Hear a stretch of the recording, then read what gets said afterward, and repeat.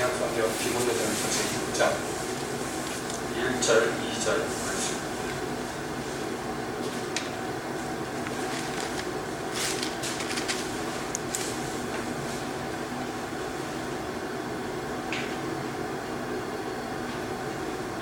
디모데전서 6장.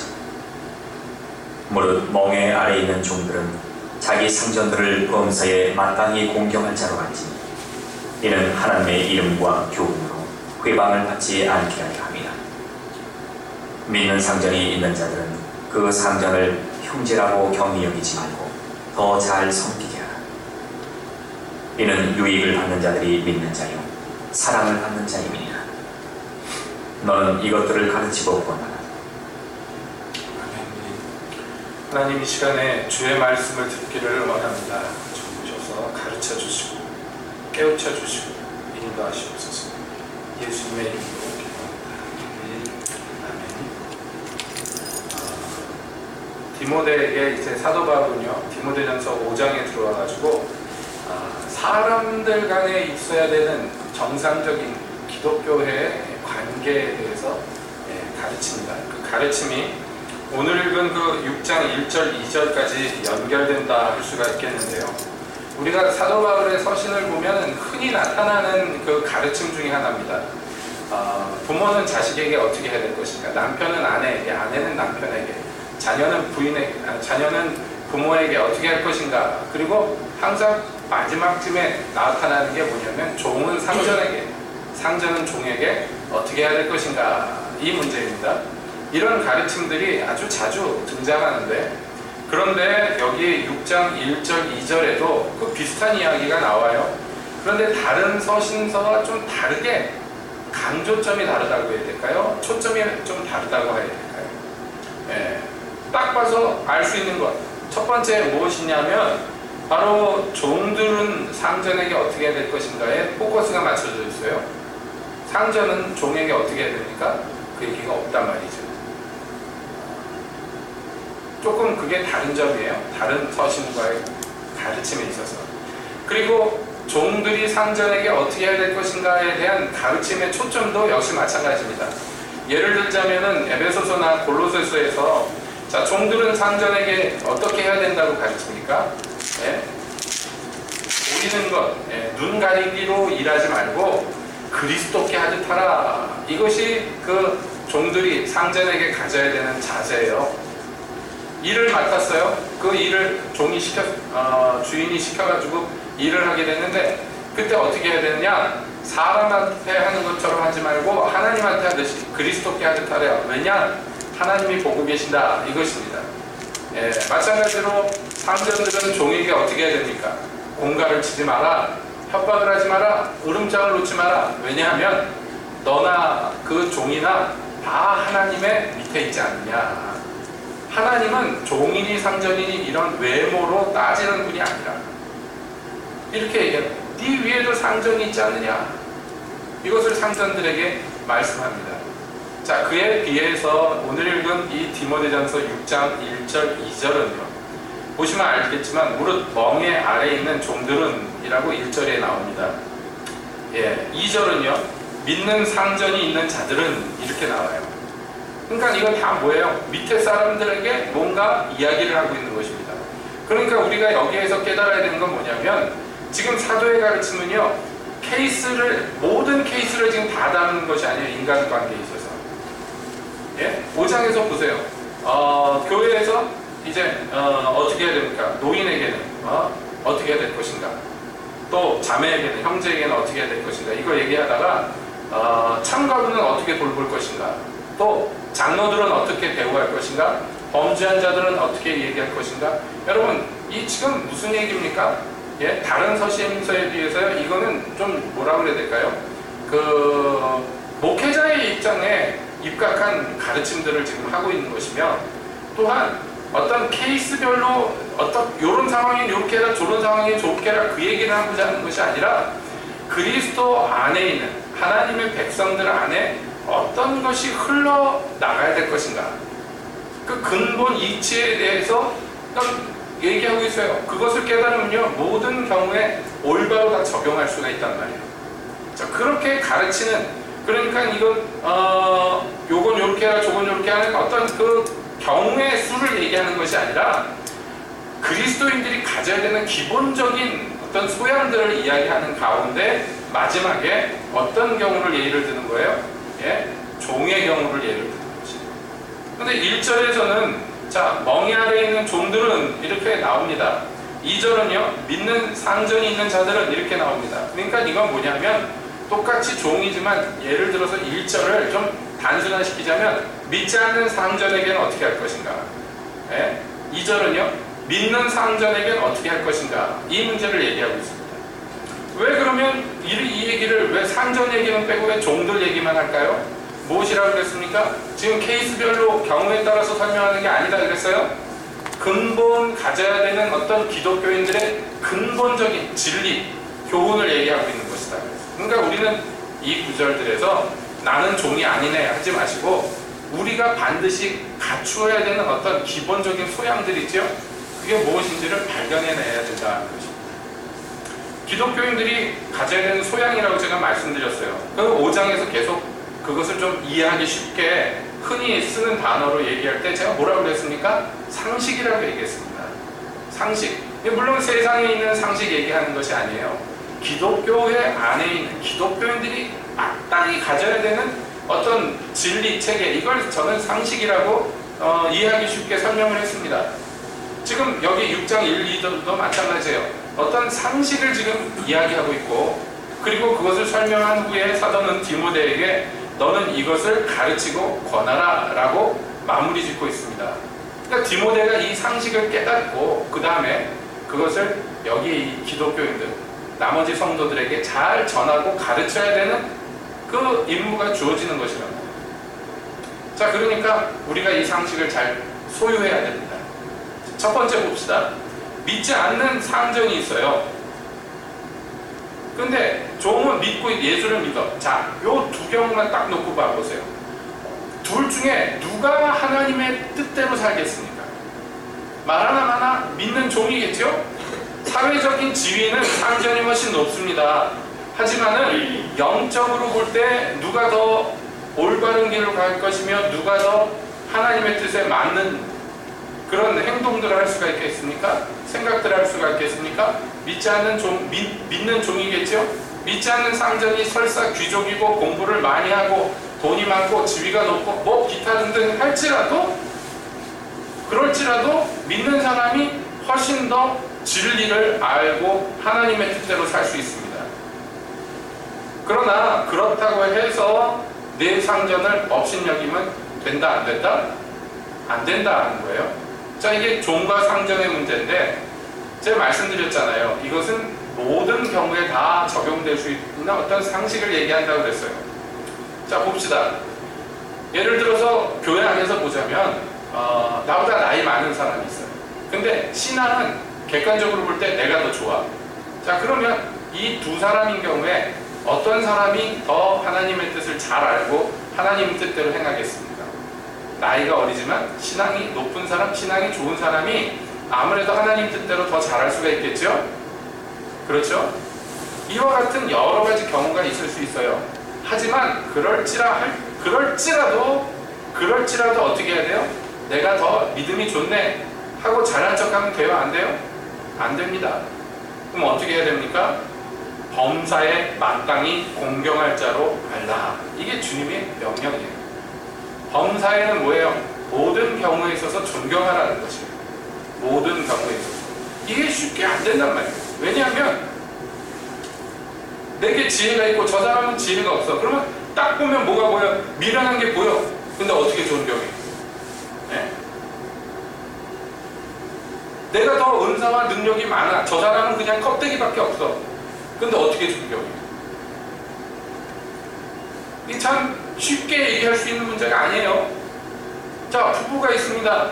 부부가 있는데 딱 부부만 놓고 봅시다. 우리가 성경적으로 알거니와 남편과 아내가 있어. 누가 머리 역할을 해야 돼요? 남편이 해야 돼요. 근데 남편은 신앙이 그지 같고 아내인 나는 신앙이 아주 좋고 나는 성령에 민감한 사람이야. 자, 누가 이 일을 주도해야 되겠습니까? 집안일을. 여러분 놓고 봅시다. 누가요? 누가 머리를 해야지 맞아요? 네? 왜 대답들을 못 하셔요? 그럴지라도 남편을 존경해야 돼요. 예? 자, 며느리가 있는데 자기 시어머니는 권사님이야. 근데 딱 보니까 신앙이 그지 같아. 며느리 입장에서 볼 때. 그래가지고 갈등이 생긴단 말이야. 한 집안 안에서. 교회를 다녀도 그래요. 하물며 불신 부모나 불신 시어머니나 그 밑에서 무엇을 며느리 노릇을 하고 자녀 노릇을 한다? 그게 쉬운 일입니까? 갈등의 요소가 많이 있겠죠. 그럴 때라도 기본적으로 갖춰야 되는 자세는 뭐냐면 범사에 존경하는 자세예요. 범사에 모든 일에 있어서. 왜냐하면 그렇게 해야지만 하나님의 이름이 회방을 안 받아요. 그렇게 해야지만 하나님의 교훈, 즉 이 하나님의 진리가 회방을 받지 않는다는 거예요. 여러분, 이것은 굉장히 상식적이면서 지혜로운 행동들을 요구하는 것입니다. 왜냐하면 실생활에서 보자면 기독교인들이 여기에서 많이 실족해, 여기서 많이 실수를 범해요. 그래가지고 하나님의 이름과 하나님의 가르침, 교훈들을 회방받아요. 존경하면 되는데 그걸 안 해가지고, 존경을 안 하면요, 그게요, 은연중에 말씨나 모든 거에서 다 드러납니다. 우러나옵니다. 아주. 저 사람을 내가 속으로 멸시해, 겉으로 내내하지만 그러면요, 그거 영원히 못 감춥니다. 반드시 드러나요. 여러분, 5장 맨 마지막에 무슨 얘기 나왔습니까? 죄진 것도 드러나고 선행하는 것도 드러난다 그랬어요. 감출 수가 없는 것이에요. 범사에 그를 마땅히 공경할 자로 알지 못하면, 그렇게 하기로 작정하고 그렇게 하지 않으면요, 반드시 내 행동 때문에 하나님의 복음이, 하나님의 이름이 회방을 받습니다. 하나님의 일이 회방을 받아요. 그러므로 여러분, 여기 이 갖춰야 된다고 얘기하는 이 기본적인 자세가 얼마나 중요한지, 얼마나 중요한지 절대로 깨달아야 됩니다. 특히 이 신앙에 아무것도 모를 때는 그런처럼 넘어가는데, 조금 알랑말랑할 때 흔히 나타나는 현상이 뭐냐면, 자기는 모르는데 교만해져요. 자기는 교만하다고 생각 안 하는데 굉장히 마음이 높아지는 경우예요. 굉장히. 우리 장모님이 옛날 얘기를 하는데 그러더라고요. 네? 다리를 다치셔가지고 예전에 애들도 어리고 혼자서 집안일 하는데 다리를 다쳐서 기부스를 했는데, 꼼짝 어느 날 정말 꼼짝도 못하고 누가 좀 도와줘야 되는데, 그래가지고 누구한테 도움 청할 데가 없어가지고 자기하고 당신하고 친한 그 교회 집사님한테 전화를 해서, 집사님 좀 와가지고 이거 좀 도와달라고 그랬더니 그 집사님이 전화해 대고 뭐라고 그러냐면, 아 그러세요? 기도해보고 연락드릴게요. 그 전화를 끊더래요. 얼마나 서글프고, 나는 지금 죽겠는데, 그 양반은 나름대로 신령하게 대답을 한다고 한 게 그거예요. 뭐라고요? 네? 기도해보고 성령께서 인도하시는 대로. 인도 안 하면 안 가. 성령이 감동하면 가서 도와드릴게요. 그 얘기예요. 그냥 액면가만 놓고 보면 굉장히 신령한 듯 보이는데요, 이거만치 미련한 짓이 없는 거예요. 얼마나 마음이 높은 것입니까? 왜 마음이 높다고 그러시는지 아시겠어요? 상식이 없기 때문입니다. 제가 상식 운운하는 거 여러분 이상하게 듣지 마세요. 상식이라는 게 얼마나 중요한데, 특히 기독교 안에서 상식이라는 게 얼마나 중요하냐? 예수님이 설명하셨어요. 어떤 사람이 어떤 사람이 여리고에서 예루살렘 올라가다가, 예루살렘에서 여리고로 가다가 강도한테 맞아서 거반 죽게 되었는데, 여러분 제사장도 보고 지나가고 레위인도 보고 그냥 지나가요. 왜냐하면 이 사람들은 율법이 있기 때문에, 이 사람 보니까 아직 꼴딱꼴딱 살아있는데 괜히 돕는다고 그러다가 탁 죽어버리면 제사장이나 레위인이 부정하게 되어가지고 하나님을 못 섬겨요. 그러니까 만지면 안 돼. 보니까 곧 죽을 것 같아. 그냥 지나갔어요. 그런데 율법을 모르나, 그러나 인간의 상식이 있는 사마리아인이 와가지고 그를 도와서 살려줬어요. 예? 그리고 예수님이 그 바리새인, 지금 이 비유를 듣고 있는 바리새인들에게 질문하셔요. 자, 누가 이 강도 만난 사람의 이웃이냐? 누가 하나님의 내 이웃을 내 몸과 같이 사랑하라 한 율법을 누가 이루었느냐 하고 반문하시는 거예요. 누가 이루었습니까? 율법을 모르나 그러나 인간의 상식이 있는 사마리아인이 이루었어요. 이게 굉장히 아이러니한 얘기예요. 제가 몇 번이나 말씀드렸잖아요. 예? 신령한 사람들은 신령한 척하다가 하나님의 정말 기본적인 가르침들 무엇이에요? 이웃을 사랑하라 이런 것들, 그런 것들을 마구 어겨버려요. 이게 뭔 경우입니까? 그러니까 여러분 다시 말씀드려요. 알랑말랑할 때가 제일 위험할 때. 뭘 좀 알면 그런 짓을 안 하는데 알랑말랑할 때 그냥 자기 아는 것만 가지고 모든 것을 잣대를 대기 때문에 이게 문제가 생기는 것입니다. 알랑말랑할 때. 제가 처음에 하나님께서 은혜 주셔가지고 성경을 막 읽을 때 특히 어느 부분에 심취했느냐면 모세의 율법에 심취해가지고 막 거기에 푹 빠져가지고 읽다 묵상하고 막 그러면서 은혜를 받았어요. 그랬더니요, 그 다음부터 무슨 일이 일어나느냐, 제가 눈을 떠가지고 세상을 보니까 전부 율법을 어기는 것밖에 안 보여요. 사람들이 교회 안에서 특히 하나님의 율법을 다 어겨요. 얼마나 분이 나는지. 보는 사람마다 꼭 왜 개 중에서 핏불이라는 개 있잖아요. 투견으로 키운 개. 얘는 뭐든지 다 그 대사가 너무 몸의 대사가 너무 활발해가지고 뛰어다녀야 되고 물고 뜯고 해야 돼요. 안 그러면 죽어. 그러니까 그 개들을 기를 때는요, 여러분 그 러닝머신에다가 묶어놔요. 거기서 뛰는 거예요. 자기 혼자. 그렇게 안 하면 사고를 치니까. 꼭 핏불처럼 이 사람도 가서 물어뜯고 저 사람도 가서 물어뜯고 성경 말씀 따박따박 대면서 성경에서 이거 이렇게 하라고 그랬는데 저거 저렇게 하라고 그랬는데 모든 성경을 가지고 딴 사람들을 재단하고 그 잘못된 것을 지적하고 교정을 하려고 그러는데 문제는 너무 어린 것이 그렇게 날뛰니까 모든 사람들이 성경 말씀 갖고 얘기를 하니 거기다 대고 뭐라고 얘기는 못하겠고 성질은 나는데 줘 팰 수도 없고 그 사람들이 슬슬 피해 다니는 지경에 이르렀던 것입니다. 이게 알랑말랑할 때가 문제예요. 알랑말랑할 때. 여러분 성령이 임하시면 우리가 찬양에도 지금 불렀지만 성령이 임하시면 자녀들이 어린아이들이 예언을 해요. 예? 이게 성령이 임하시면 나타나는 일이에요. 근데 보세요. 어린아이들이 예언을 하고 청년들은 환상을 보고 노인들은 아비들은 꿈을 꿔요. 이게 이제 성령이 임하시면 마지막 때 일어날 일들이란 말이죠. 이게 정상적으로 교회 안에서 되면 괜찮아요. 정상적으로 되면. 근데 좀 과격한 언어를 써서 죄송합니다. 애새끼들이 예언을 하고 어른들은 환상도 꿈도 없으면 이게 사고를 치기가 쉽잖아요. 컨트롤 해줄 사람이 없잖아요. 컨트롤 해줄 게 없어요. 이건 육체 나이만 의미하는 것이 아니에요. 영적으로 아직 미숙하고 어린 사람들이 다스림을 받고 교훈을 받고 그래서 잘 인도를 받으면 좋은데 은사가 있잖아. 근데 딱 비교해보니까 내가 저거보다 더 신령해. 나이도 많고 장로랍시고 교회에서 뭐 가르친다고 막 그러는데 나보다 계시를 못 받는 것 같아. 그럴 수 있어요. 왜냐하면 은사라는 것은 그 사람의 신앙이 어떠한가를 상관없이 하나님 그냥 주시는 선물이에요. 은사란 게 그렇습니다. 그러니까 그 은사를 받은 사람이 위대한 사람 아니에요. 그냥 은사 선물 받은 거예요. 선물 받은 거예요. 그렇잖아요? 그러니까 그거는 어른들이 잘 돌봐주고 그래가지고 그 은사가 잘 사용되게 하면 돼요. 근데 이게 안 되고 이 상식이 어그러진 상태에서 여러 가지 문제들이 일어납니다.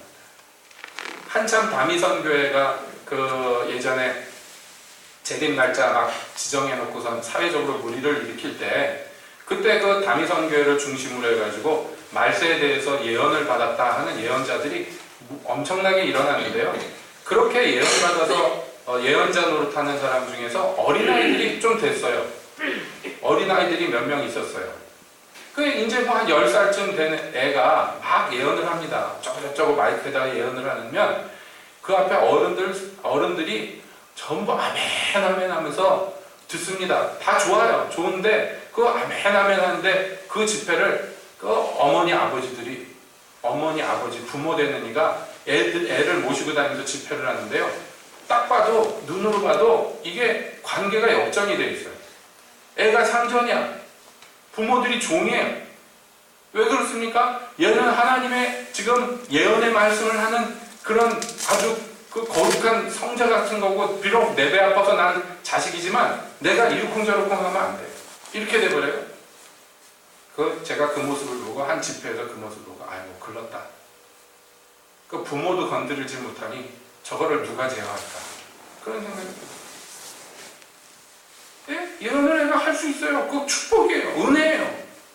그거 하면은 장로 되는 이들이, 연배가 높은 사람들이 그것을 잘 다스리고, 이 아이는 내가 내 입으로 예언하지만 그러나 나보다 더 신앙 연륜이 높은 사람들을 존경하고, 이렇게 해가지고 정상적으로 움직여가면 하나님의 뜻이 이루어지는데, 이게 엉터리 방터리로 거꾸로 서고 그러면요, 여러분 이게 주님의 뜻이 안 이루어질 뿐만 아니라 오히려 회방을 일으킨다니까요. 주의 이름을 회방하고 하나님의 교훈을 어그러뜨리는 일이 일어난다. 그러니까 어떻게 돼야 됩니까? 자녀들이 예언할 때 청년들은 환상을 보고 아비들은 꿈을 꾸고, 이게 정상적으로 다 잘 돼야 된단 말이에요. 그 가운데에서 만약에 여러분들이 꿈꾸는 자녀의 입장에 있다면, 여러분보다 연륜이 더 많고 여러분들을 지도할 수 있는 사람 밑에서 겸손하게 있어야 돼요. 청년들에게 요구되는 게 뭡니까? 장로들의 손 아래서 겸손하라. 언제까지? 주님이 너희를 높여줄 때까지. 내 힘으로 높아지려고 하지 마라. 그거예요. 교회 안에서도 이렇게 해야 되는데, 하물며 교회 바깥에서, 여러분 생각해 보세요. 내가 계시받고 예언받고 막 그래요. 예? 근데 교회 바깥에, 교회 안에서 얘기해도 잘 안 먹힐 판인데, 불신자들 앞에 가가지고 그런 얘기 막 합니다. 이 알랑말랑할 때 그래요. 그럼 어떻게 되겠습니까? 직장에서 저거 조금 정신병자 아니냐, 그 얘기 나오죠? 예수를 믿으니까 저거 광신자 그래서 그 얘기 나와요.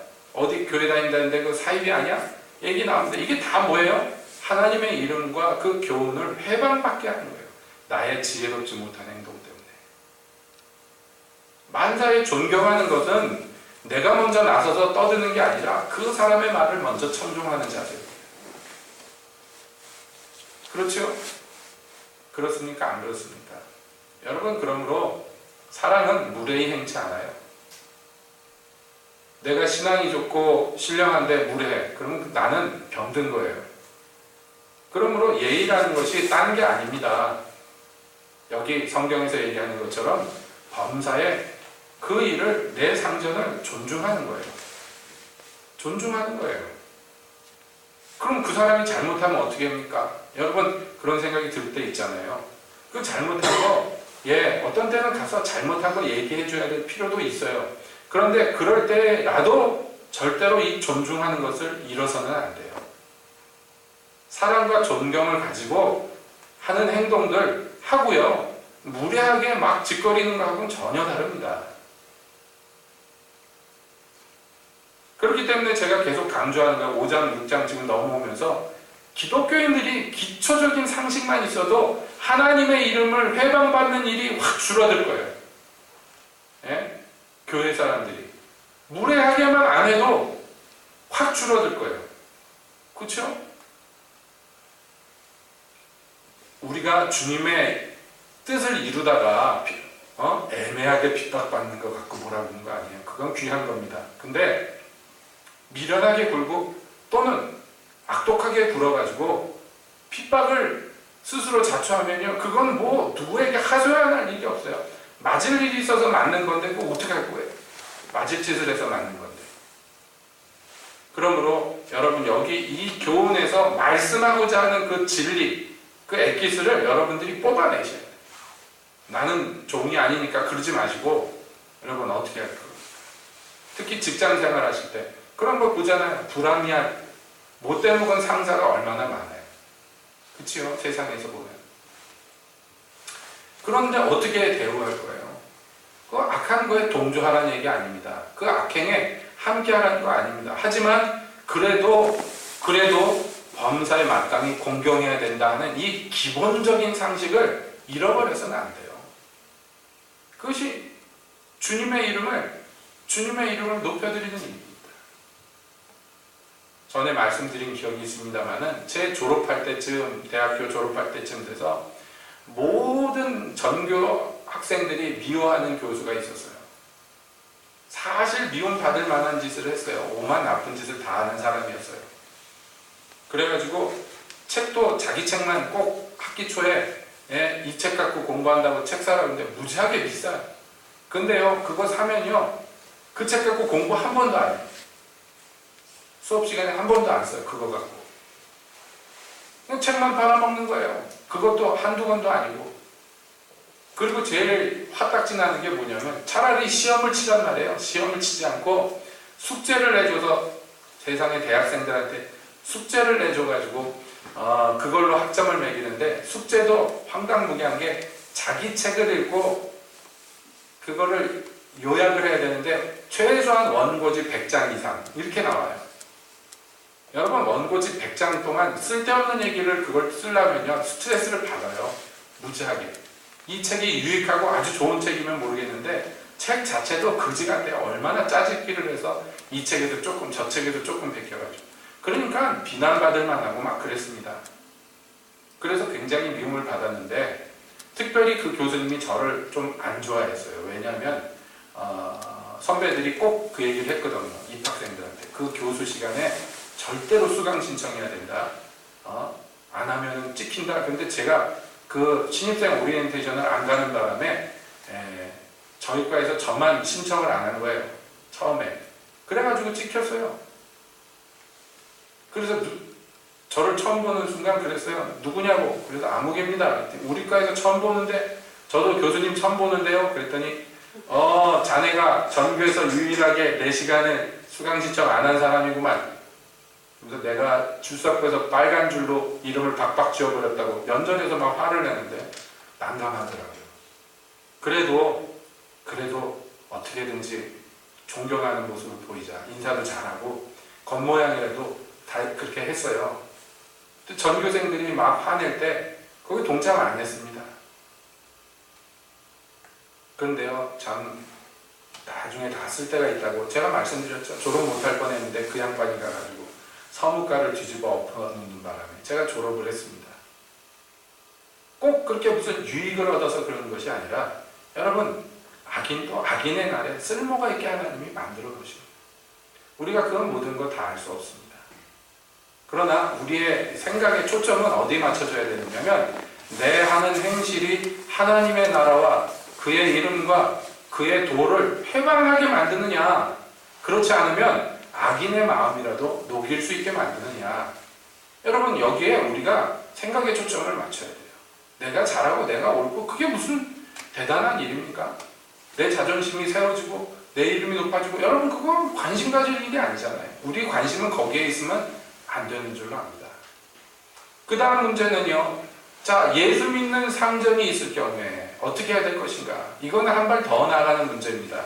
믿지 않는 자들에게야 뭐 당연히 하나님의 도를 회방하지 않기 위해서 잘 행동을 해야 되겠죠. 그런데 이제 교회 안에서 다 형제 자매야. 교회 바깥에서는 상전이지만 예배당 안에 들어오면 형제 자매야. 그렇다고 네가 마음대로 하면 안 된다는 거예요. 그 상전은 형제라고 경히 여기지 말고 더 잘 섬겨라.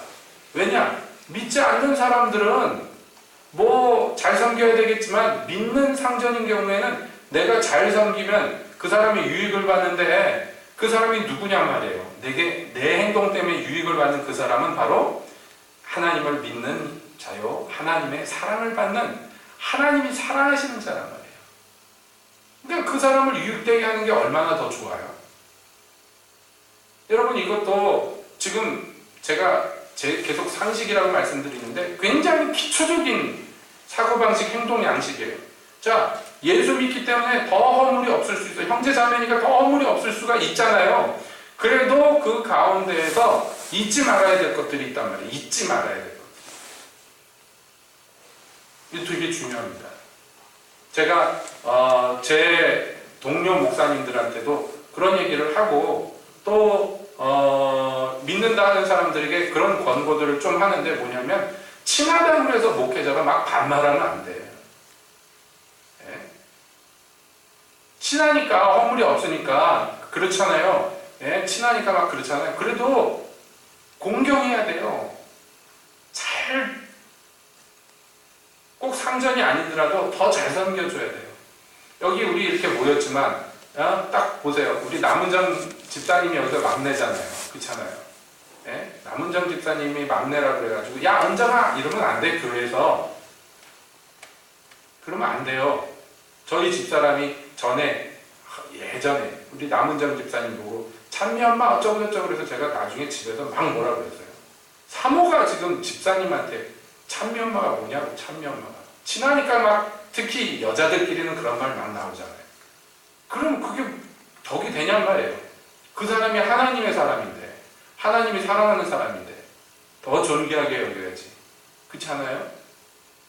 여러분 이 사상이 기독교의 굉장히 핵심 중에 핵심입니다. 그래서 옛날 같으면은 어린애들 사람 취급이나 했어요. 근데 예수님이 어떻게 했습니까? 이 어린아이들 내게 오는 것을 금하지 마라 그랬어요. 이 아이들의 천사들이 매일 이 아이들을 담당하는 천사들이 매일 하나님께 가서 보고한다. 너희 얘네들 업신여기면 안 된다. 귀하게 여겨라. 천국은 이런 어린아이와 같은 자들의 것이다. 주님이 그렇게 얘기하시는 분이에요. 그 무시받는 가장 낮은 계층인 꼬마 애들까지. 그래서 그 사상을 이어받아서 방정환 선생님 같은 분이 새로 말까지 만들었잖아요. 우리나라에서. 애들을 지칭하는 이름이 없었어요. 애새끼들 이렇게 불렀지. 꼬마들 이렇게 불렀는데 그렇게 멸시하는 호칭으로 부르니까 애들을 자꾸 무시하고 학대하고 그러니까 그러면 안 된다. 그래서 만든 말이 얼마나 좋은 말이에요. 어린이. 참 우리말로 해가지고 참 잘 만들었죠. 이라는 게 뭐예요? 우리랑 똑같은 사람이라는 거예요. 그저 어리기 때문에 어린이라고 새로운 용어를 만들었어요. 여러분 세상에서도 그렇게 고결한 마음을 품는 사람들이 있는데 여러분 교회 안에서는 오죽해야 되니까. 그러니까 저 사람은 내 형제니까 내가 뭐 아무렇게나 좀 해도 돼. 세상 사람들이야 하나님의 괜히 회방받지 않기 위해서 잘해줘야 되겠지만 아이 뭐 형제자매인데 뭐 이러면 안 된단 말이에요. 더 공경해줘야 돼. 왜냐하면 이 사람은요 하나님이 선택하신 하나님의 존귀한 사람이에요. 그러니까 가치 있게 여겨주려면 가치 있게 행동해야 돼요. 여러분 하찮은 이름으로 자꾸 부르면 그 사람이 하찮아집니다. 그렇지 않아요? 예? 저 남태평양의 어떤 섬에서는 그 결혼할 때 제가 전에 얘기했죠. 결혼하는데 어떤 아가씨가 이쁘면 이쁠수록 신랑들이가 그 신부의 아버지한테 소를 갖다가 선물을 해요. 돼지를 선물하고 그래야 돼요. 그런데 이쁘면 이쁠수록 가축의 숫자가 더 많이 선물을 해줘야 돼요. 그런데 그 섬에서 제일 못생긴 여자한테 어떤 총각이 가가지고 소를 5마리나 그 신부의 아버지한테 주면서 내 아내로 주십시오. 그래서 섬이 발칵 뒤집어졌어요. 저 못생긴 여자한테 역대 최고의 선물이 같다. 그런데 놀랍게도요. 그렇게 해서 결혼을 했는데 몇 년 지났는데요. 그 여자가 그 섬에서 최고 미인이 돼버렸어요. 왜 그랬다고 그랬어요? 자기도 놀란 거야. 자기가 이렇게 가치 있는 줄 몰라서. 그저 소는 고사하고 돼지 뒷다리 하나만 줘도 내 딸 주나 그러고 돌아다니도 아무도 안 데려갔던 여자인데 자기 신랑이 당신은 아름다움이 소 5마리 가치가 있어. 그래가지고 소 5마리를 예물로 주고 데려오니까 자기가 진짜 아름다운가? 진짜 아름다운가? 그러다가 믿기 시작했어요. 아름답게 대우를 해줬더니 진짜 아름다운 여자가 되어버렸어요. 여러분 얼굴이 좀 못생겨도 매력적인 사람들 있잖아요. 세상에도 있지요. 그 마음가짐이 다르면 그렇게 되는 것이거든요. 하물며 교회 안에서요. 그러므로 여러분 교중 중에서요. 무례하게 행동하면 안 됩니다. 무례하게 하면 안 돼요. 예수 믿는다는 그 이유 때문에요. 막 함부로 대하고 그러면 안 됩니다. 이해할 줄로 알고 막 함부로 하는 사람들 교회 안에 있어요. 세상에 나가면 그렇게 안 하면서 교회만 오면 폭군처럼 구는 사람도 있어요. 왜냐하면 자기가 이해받고 용납받는다는 사실을 알기 때문에 본능적으로 내가 이렇게 해도 다 받아줄 거라고 알기 때문에 마구 행동하는 사람들이 있어요. 그건 하나님을 모르는 소치란 말이에요. 하나님이 저 사람들을 얼마나 사랑하시는지, 얼마나 존귀히 여기는지를 볼 눈이 없기 때문에 그렇습니다. 하물며 목회자가 그렇게 보면 여러분 교인들이 얼마나 고통을 받습니까? 그렇지 않아요? 경험해 보신 분들은 알 거 아니에요. 근데 자기도 똑같이 폭군 노릇하면 안 된단 말이죠. 존귀히 여겨줘야 돼요. 존귀히 여겨줘야 돼요. 그래서 며느리를 학대하는 시어머니한테 뭐라고 합니까? 당신 며느리도 남의 집 귀한 딸이라고. 세상에서 그렇게 얘기하잖아요. 그 하물며 교회에서 그런 행동을 하면 아니 된단 말이에요. 그러므로 상전인데 교회 오니까 만만하다 그래가지고 함부로 하고 이거 있을 수 있냐고 지금 얘기하는 거예요. 그러면 안 된다는 거예요. 유익을 줘야지. 형제면은 저 사람이 하나님의 사람이면 그 사람을 유익되게 하는데 내가 더 노력을 해야지. 힘써야지.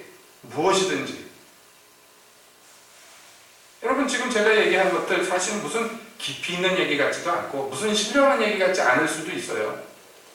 그러나 이 기초적인 상식이 없어서요, 하나님의 교회가 고통을 받고 하나님의 이름이 회방을 받습니다. 기독교인들이 정말 상식만 좀 있으면 교회에서 일어날 문제들이 태반이 없어질 텐데.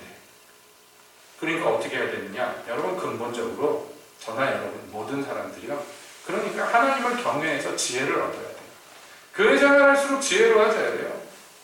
그래서 예전에 자기 미련했던 걸 생각하면 부끄러워할 줄을 알아야 돼요. 수치를 아는 사람이 되어야 돼요. 그렇지 않으면요, 점점 해가 갈수록 뻔뻔해지고 해가 갈수록 악독해집니다. 강박해집니다. 예수 믿는 사람들이 그렇게 되겠냐? 누가 그 교회 안에 들어오고 싶겠습니까? 누가 그 예수를 믿고 싶겠습니까? 예전에 표독스럽던 사람들이 교회 오면서 사랑스러워지고, 예전에 폭력적인 사람들이 교회 오면서 온유해지고, 이런 모습들이 나타나야지 하나님의 도가 회방받는 게 아니라 이 세상에서 더 가치 있게 여겨지고 주님의 이름이 더 높아지는 건 아닙니까? 이게 기본적이고 기초적인 상식인데, 여러분 이런 것들을 사도는 이 목회자 디모데에게 얘기합니다. 너는 이것들을 가르치고 권하라. 이렇게 하라고 시켜라. 이렇게 얘기합니다. 그러니까 저도 여러분들에게 권합니다. 네? 권합니다. 정말로 뼈저리게 느껴야 돼요. 그래가지고 하나님을 붙들고 막 늘어줘야 돼요. 지혜를 달라고. 미련해서 나는 못 살겠네. 좀 지혜를 주십시오. 그래서 어떻게 행동해야 될 것인가, 어떻게 말해야 될 것인가, 어떻게 뭘 해야 될 것인가, 그래서 어떻게 하면 하나님께 이익이고 사람들에게 유익을 줄 수 있을 것인가, 이거를요 고민하고 막 간절하게 지혜를 달라고 구해야 돼요. 그 치열한 소망이 없기 때문에 세월이 지나도 지혜를 못 얻고 미련한 상태로 그냥 머물러 있는다 말이에요, 기독교인들이. 여러분 이것은 비극입니다. 교회 안에 비극이에요. 이 비극이 계속되면요, 결국엔 누가 손해냐면 자기 자신도 손해지만 이 세상이 손해를 봐요. 왜요? 교회가 이 땅에서 빛을 비춰야지 어둠에 있는 사람들이 구원을 받고 구조를 받는데, 교회가 제 한 몸을 못 가르고 막 안에서 문제가 부글부글하면 그 교회가 속한 사회가 피해를 봅니다. 그러므로 여러분 우리는요, 하나님의 이름과 하나님의 그 가르침들을 회방받는 그런 수준이 아니라 아주 세상에 널리 전파를 해야 되는 필연적인 의무가 있는 사람. 그러니까 이것을 잘 감당하려면요, 그러므로 성령의 온전한 다스림, 주님이 주시는 지혜의 영이신 성령께서 나를 와가지고 다스려줘야 돼요. 그거 안 하면 여러분 정말 우리는 이 세상에서 만물에 찢겨갖고 쓸데가 없는 사람, 무용한 사람이 됩니다. 하나님 나라에서 유용한 사람으로 변화되기를 정말 스스로 원하시고 우리 피차간에 빌어줍시다. 그래서 이 땅에서 상식 있는 교회가 얼마나 능력이 있는 것인가를 우리가 보여야 돼요. 주님께서 부흥을 주시려고 할 때 여러분 우리가 준비돼야 할 수용력이 있어요. 세상에서 병든 사람, 고통받다가 상처 많은 사람, 막 그 성격 비틀어져가지고 이상한 사람, 이런 사람들, 험한 사람들 다 예배당에 들어왔을 때 그 사람들이 주님의 빛 가운데 나와서 고침을 받고 제정신을 차리고 제바로 살 수 있도록 누가 도와줍니까? 먼저 온 사람들이 그 일을 감당합니다. 그러므로 여러분, 우리가 바뀌어야 됩니다. 변화돼요. 날마다 변화돼요. 투자를 하십시오. 투자를 하십시오. 자기 자신에게 가장 먼저 투자를 하셔서, 그래서 정말로 주의 이름을 높이는 주의 기쁨 되시는 백성들 되시기를 예수님의 이름으로 축복드립니다. 기도하겠습니다.